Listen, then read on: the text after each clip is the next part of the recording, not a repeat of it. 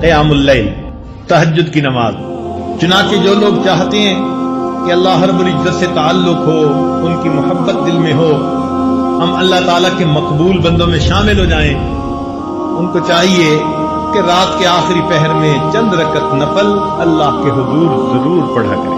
اللہ تعالیٰ فرماتے ہیں والذین یبیتون لربہم سجدا وقیاما۔ حدیث پاک میں آتا ہے افضل الصلاۃ بعد المکتوبۃ قیام اللیل، کہ 5 فرض نمازوں کے بعد سب سے افضل نماز تہجد کی نماز ہے۔ قیل للحسن، حسن رحمۃ اللہ علیہ سے یہ کہا گیا ما بال المتہجدین احسن الناس وجہا، کیا وجہ ہے کہ تہجد پڑھنے والوں کے چہرے بڑے منور ہوتے ہیں، ان کے چہروں میں بڑا نور ہوتا ہے۔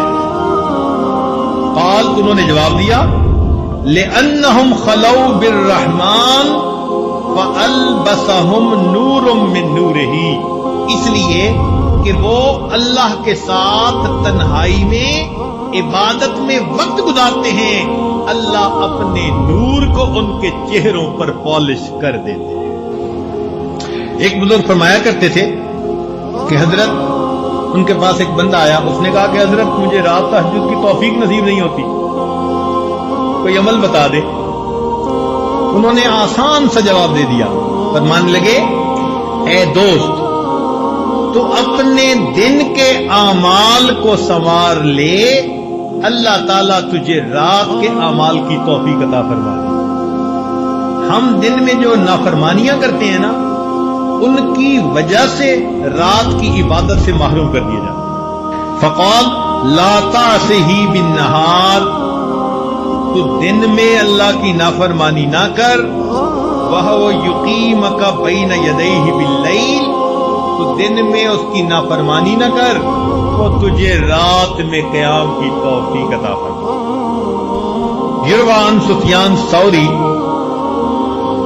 سفیان ثوری رحمۃ اللہ سے یہ بات منقول ہے، فرماتے تھے کہ حرمت قیام اللیل 5 اشہر بذنب اصبتہ، ایک مرتبہ ایک گناہ مجھ سے سرزد ہو گیا جس کی وجہ سے 5 مہینے تہجد کی نماز سے میں محروم ہو گیا۔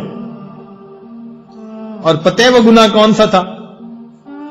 فرماتے ہیں گناہ یہ تھا کہ ایک نوجوان دعا مانگتے ہوئے رو رہا تھا، اور میں نے اس کی طرف دیکھ کر گمان کیا کہ یہ ریاکاری کر رہا ہے۔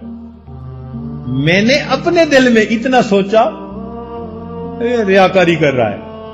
اس بدگمانی کے گناہ کی وجہ سے اللہ نے 5 مہینے تہجد سے مجھے محروم کر دیا۔ اور ہم کتنی بدگمانیاں کرتے ہیں لوگوں کے بارے میں بھائی، ہر کسی سے بدگمان الا ماشاء اللہ، پھر کہتے ہیں جی تہجد نہیں ملتی۔ اور پھر بعض دوست تو ایسے ہیں جو بڑے مطمئن ہوتے ہیں، اور جی ہم سارا دن مدرسے میں قرآن پڑھاتے ہیں، حدیث پڑھاتے ہیں، رات تہجد نہ پڑھی تو کیا ہوا، ثواب تو مل ہی جاتا ہے۔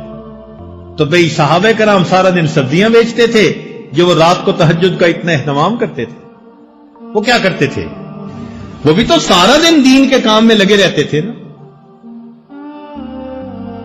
فرسان بالنہار ہوتے تھے، اور پھر اللہ ان کو رہبان باللیل بنا دیا کرتے۔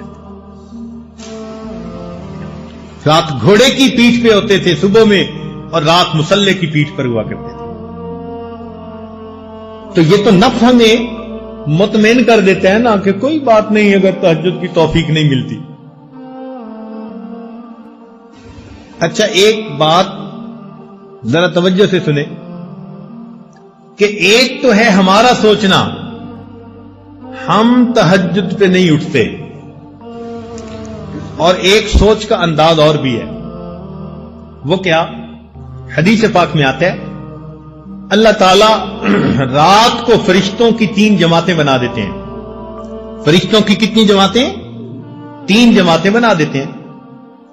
ایک جماعت کو کہتے ہیں کہ دیکھو فلاں فلاں میرے مقبول بندے ہیں، تم جاؤ اور ان کو پر مار کے جگا دو، یہ تہجد میں اٹھنے کا وقت ہے، یہ اٹھیں گے مجھ سے مانگیں گے، میں پروردگار ان کی جھولیوں کو بھر دوں گا۔ چنانچہ یہ لوگ سوئے ہوئے ہوتے ہیں، نہ گھڑی کا الارم نہ کوئی اور، اچانک ان کی آنکھ کھل جاتی ہے۔ یہ اللہ تعالیٰ کی طرف سے فرشتے اٹھا دیتے ہیں ان کو، اچانک آنکھ کھل جاتی ہے۔ دل میں ارادہ لے کے سوتے ہیں 3 بجے اٹھنے، 3 بجے آنکھ کھلتی ہے، تو اللہ تعالیٰ کے فرشتے جگا دیتے ہیں۔ اور پھر دوسرے گروپ کو اللہ فرماتے ہیں کہ جاؤ فلاں فلاں فلاں میرے ناپسندیدہ بندے ہیں، میں انہیں پسند نہیں کرتا، تم جاؤ اور ان کو تھپکی دے کے سلا دو۔ یہ میرے نیک مقبول بندوں کے اٹھنے کا وقت ہے، اور میں نہیں چاہتا کہ اس موقع پر یہ مجھے اپنی شکل دکھائیں۔ رات کے 1 بجے تک جاگتے رہیں گے، 2 بجے تک جاگتے رہیں گے، جب تہجد کا وقت شروع ہو جائے گا نیند آ جائے گی۔ آپ شادی بیاہ پہ دیکھیں، لوگ پروگرام بناتے ہیں، آج شادی کی رات ہے جی، ساری رات جاگیں گے، ساری رات نہیں جاگتے۔ جب تہجد کا وقت شروع ہوتا ہے سارا مجمع سو جاتا ہے، گھر کی عورتیں سو جاتی ہیں، مرد سو جاتی ہیں، مہمان بچے سب سوئے پڑے ہوتے ہیں، وہ سوئے نہیں ہوتے، ان کو سلا دیا جاتا ہے۔ تو یوں بھی تو ہم سوچ سکتے ہیں نا کہ ہم تہجد نہیں پڑھتے، نہیں، شاید ہم سے کوئی ایسا گناہ ہوتا ہے، اللہ تعالیٰ اس برکت والے وقت میں ہماری شکل دیکھنا پسند ہی نہیں کرتا۔